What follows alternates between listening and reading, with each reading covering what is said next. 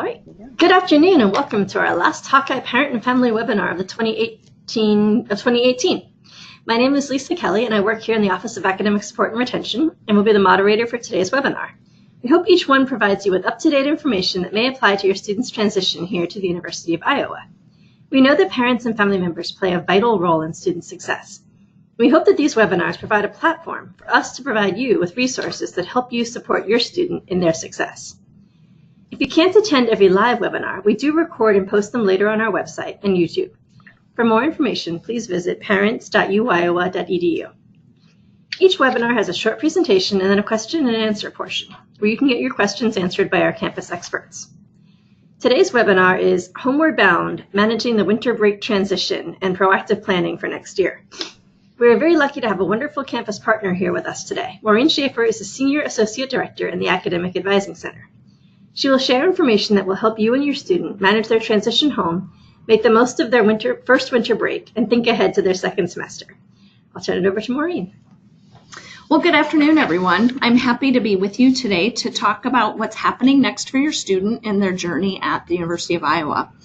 We don't have a lot of content to discuss today, but I hope that the information that I cover will help give you a sense for what's going on with your student, as well as provide you with ideas for discussion over winter break.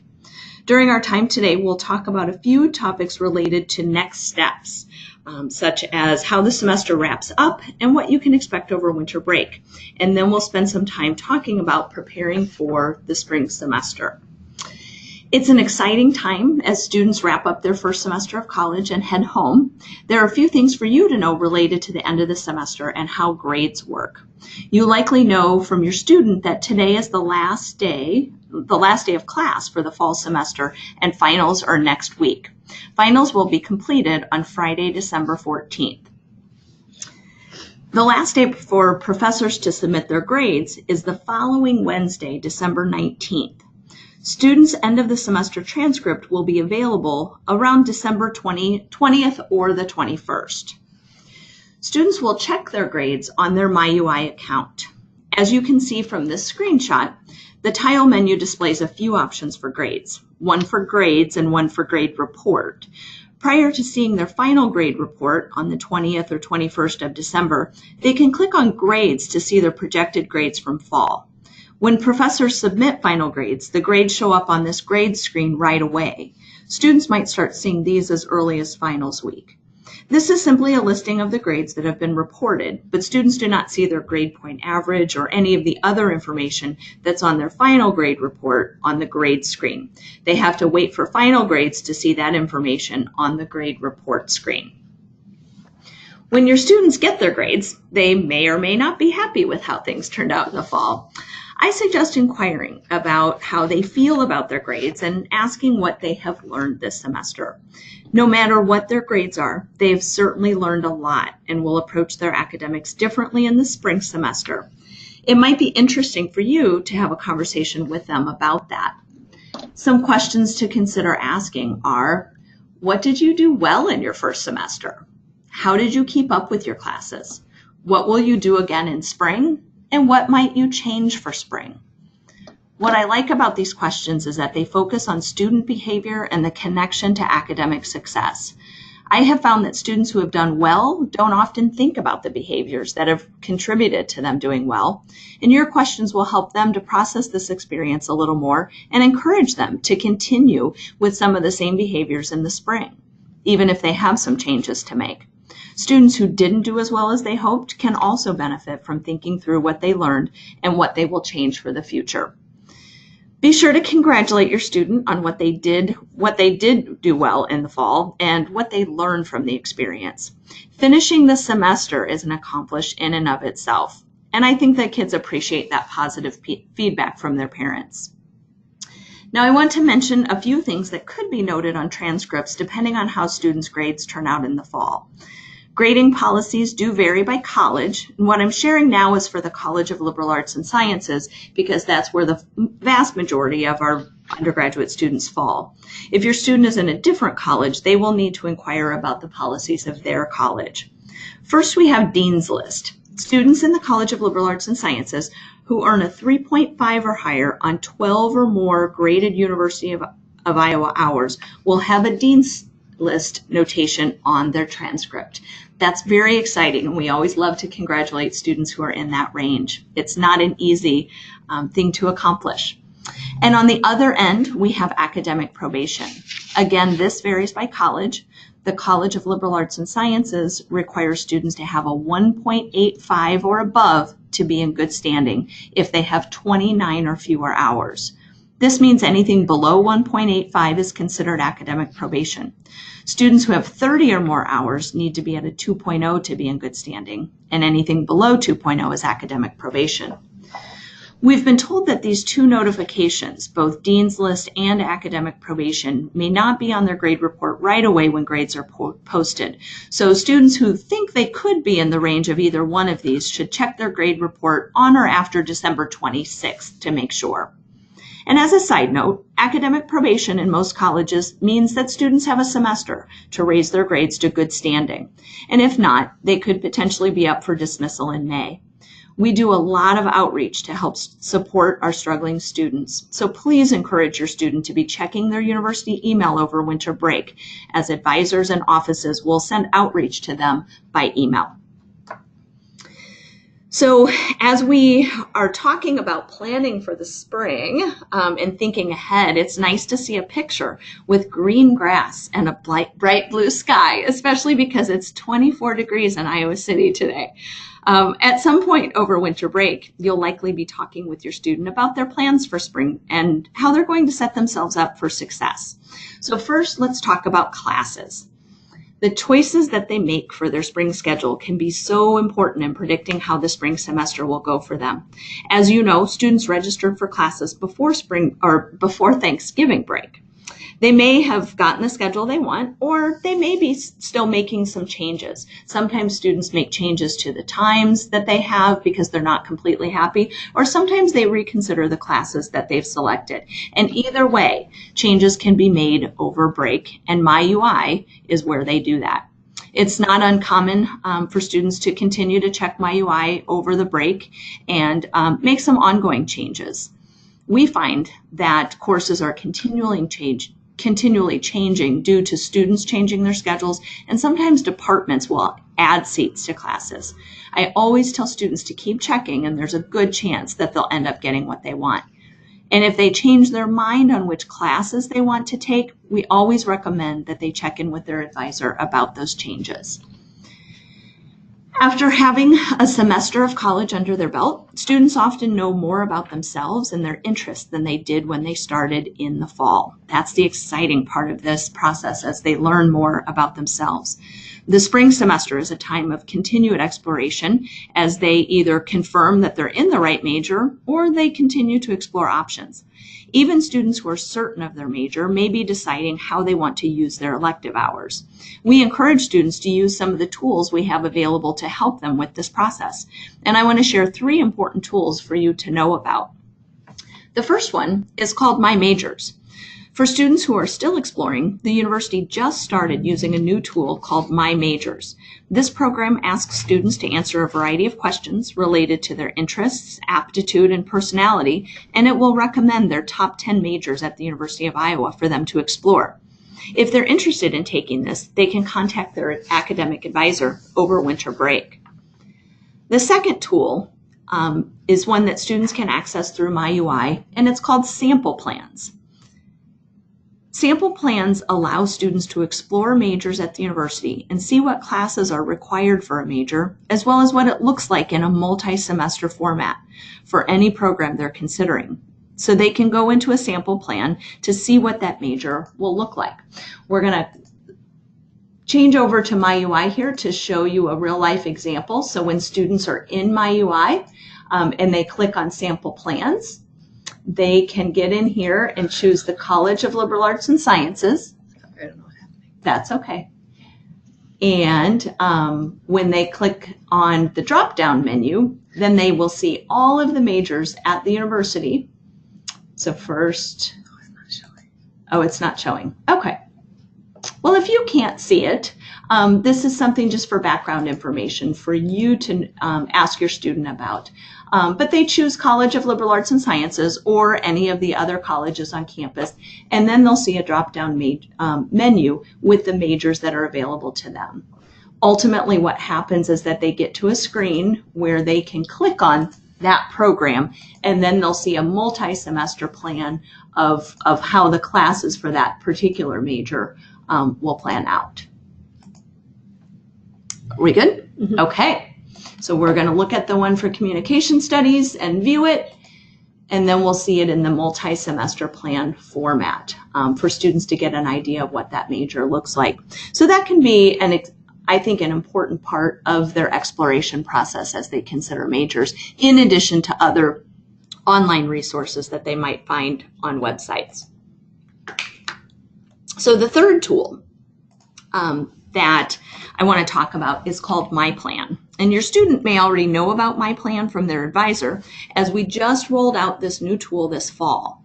And this is their own personalized plan that's available to them through MyUI, and they can make updates to it all throughout their time here.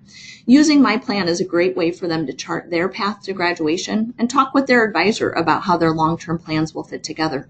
In addition to coursework, they can add other things to their plan, such as internships, job shadowing, and when they will apply to a selective admissions program if that's the case for them. We talk about all of these or about all of these tools and advising sessions, but if it's helpful for you to know about these, you can ask them questions about how they're using these tools. So students who know their major may be ready for some career exploration in addition to that major exploration. And we encourage them to take a look at the services that our Pomerantz Career Center offers. We have just a snapshot of their website up here, but it's good for you to know that students can meet with a career advisor in the spring, especially if they haven't had any contact with that office in the fall. They have a number of career assessments that students can take to help to narrow down some of their interests. They can also talk with students about resume help and internships and other things related to their long-term plans. The other thing that I want to mention is that prior to returning to campus for the spring, I also recommend talking with your student about their out-of-class experiences. We find that some students get involved on campus right away, and some wait until the spring to get involved. It can be helpful for them to think about this in advance and maybe explore options on the university website before returning to campus in January. The Center for Student Involvement and Leadership is a great place for them to see the array of student organizations available.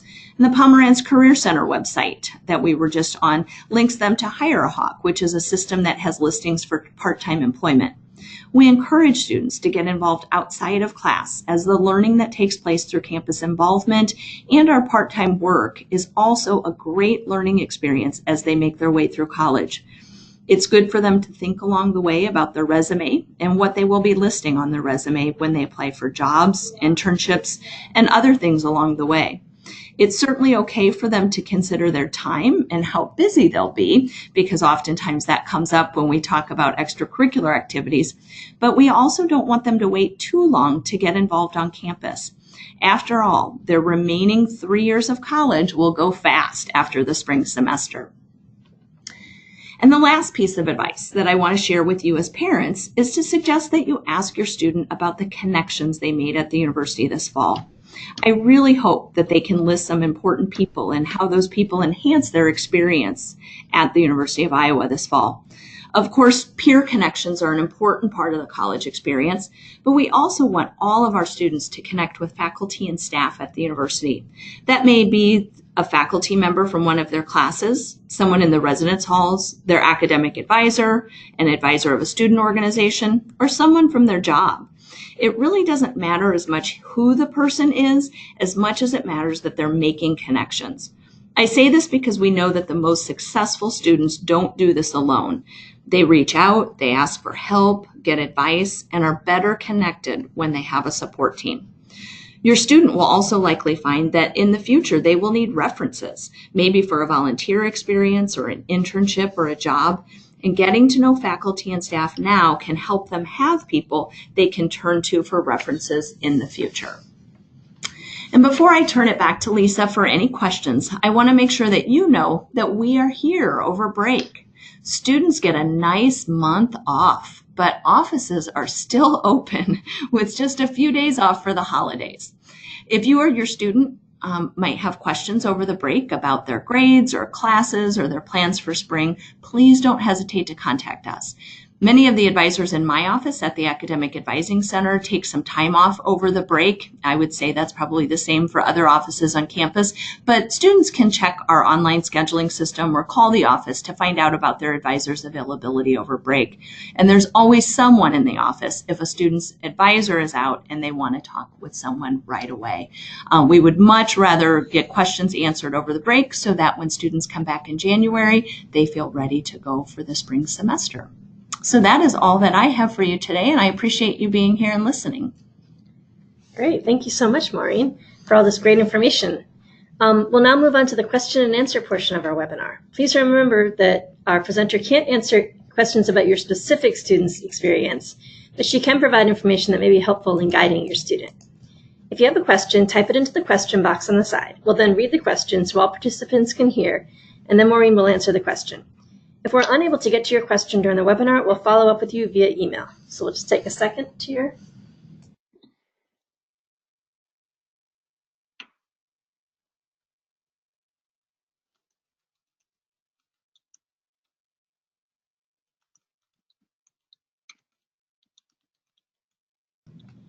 Hi, Sandy.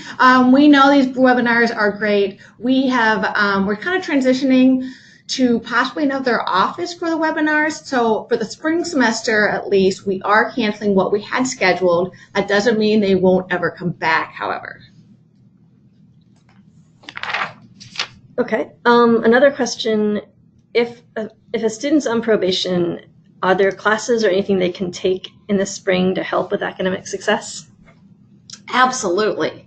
I didn't go into too much depth about the probation, but what I can say is that yes, we have a class for first year students who are on academic probation, and actually a class for students who have a fall GPA below a 2.2. So not just probation students, but students who didn't do as well as they had hoped. And so students who are eligible for that course will get a letter sent home and an email over winter break to let them know about that.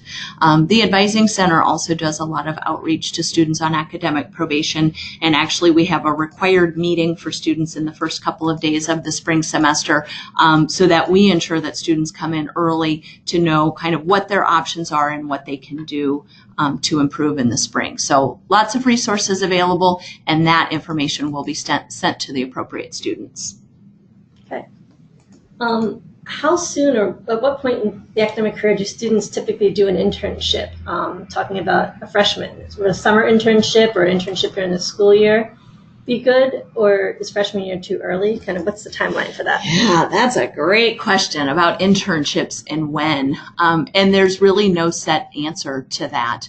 I would say what my colleagues at the Pomerantz Career Center would say is that most students will do them a little bit later in their career. I think summer after the junior year is a pretty common, probably the most common time for internships.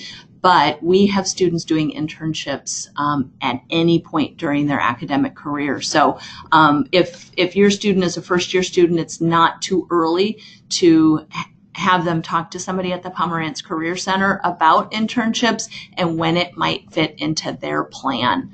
And all internships aren't the same.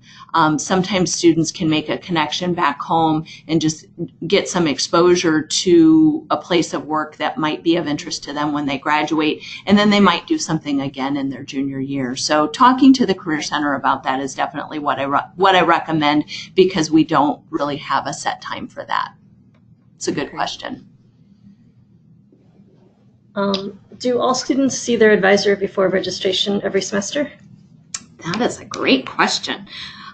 So I'm assuming that the audience right now is an audience of first-year parents. That might be an assumption, but for first-year students who are advised at the Academic Advising Center, absolutely. We have mandatory advising, and so students will see their advisors before they register, and we hope that they will also come see us before that. So we do have a system set up where they come in for a planning appointment, and then later in the semester they come in for registration. At a certain point, students do move on to departmental or collegiate advising, depending on their particular major, and then it can kind of vary as to their advising location, but that will be communicated to them at that point. Okay. Everyone's interested in internships. So, and I don't know if you would know this actually, Maureen, but is there money available for students to do internships outside of the state? Or if someone was interested in that, how would they go about seeking financial resources for that? Or is that outside of? Yeah, I have to be completely honest that I would be making that up if I gave any sort of answer. So I do think, though, that the staff at the Career Center has a better kind of bird's eye view of all of the range of internships that students are doing, whether they're local or at home or across the country, and we'll have more information about how students fund that, because some internships are paid and some are not. And so that's a big consideration if you're moving to a different city without housing. Mm-hmm. Yeah, and it's not too early to go to the Pomerantz Center. Freshmen should use that just as much as upperclassmen as well. Let's see, we've had some good questions. So are there any other questions from the audience?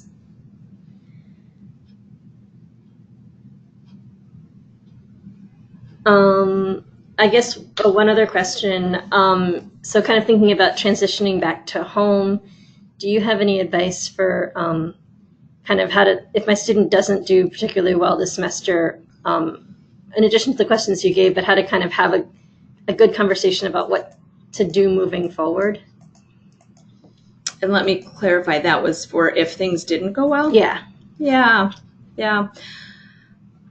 This may be my personal opinion, but perhaps it's my professional opinion too, but I just think that everything is a learning experience. And this happens a lot in the first few weeks of the semester, but I find that it's still happening now, that students have the perception that everybody else is doing fine and that everybody else has it figured out. Sometimes they assume that everybody else has good grades, and it's simply not the truth. And so I would encourage students to really just explore what they learned. Did they take advantage of resources? What can they do differently in the spring? But not have the sense that everybody has it figured out, because I can tell you, in an office where I sit next to 43 different people in individual offices with student stories all day, we wouldn't have jobs if everybody had it figured out.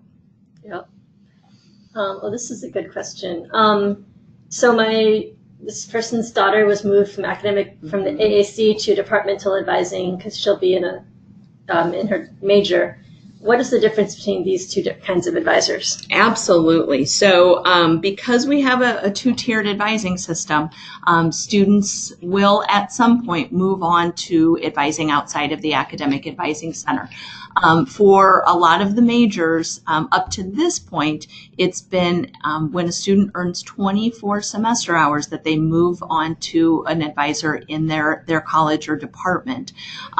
That process is changing in the future to students. Once they earn 30 hours will move on to their department, but sometimes this does affect first year students who come in with transfer credit, that they move on to departmental advising sooner. The advisor that they will transition to, in most cases, is also a person who is in a primary advising role position. Sometimes we have faculty members or faculty advisors or mentors as well, but they will still be in good hands with somebody who is trained to help them with navigating the university and really helping the student take part in academic planning for their particular major. But we will do our best to talk with students through that transition, and oftentimes departments will reach out to students to say, hey, welcome, we see that you're new to our department, and here's how advising works. So we'll help students with that transition, and ultimately our goal is for students to be talking to people who know the most about their major and the academic plan moving forward. It's a good question. All right. I think that is all the questions. Well, if you have another question, now's the time to type it in the box. I'll do a quick plug. Next week is finals week, so this is kind of a stressful time for a lot of students. There are a lot of places on campus where there's like study breaks. The IMU does popcorn and pancake breakfasts, and I think some of the library has like comfort dogs come in. The religious studies department, which is a random department, but they have an entire week's worth of things available for students, including massages, I think on Thursday. So if your student's stressed out, tell them to just go on the website. There's opportunities to find kind of de-stressing options, and remember that it's a tough week for students, but they're all in it together and they'll get through it. All right. Well, thank you very much. Thank you again to Maureen for joining us today. Remember that all webinars will be posted online on both our website and the YouTube page. Thank you so much for joining us today on Iowa Go Hawks.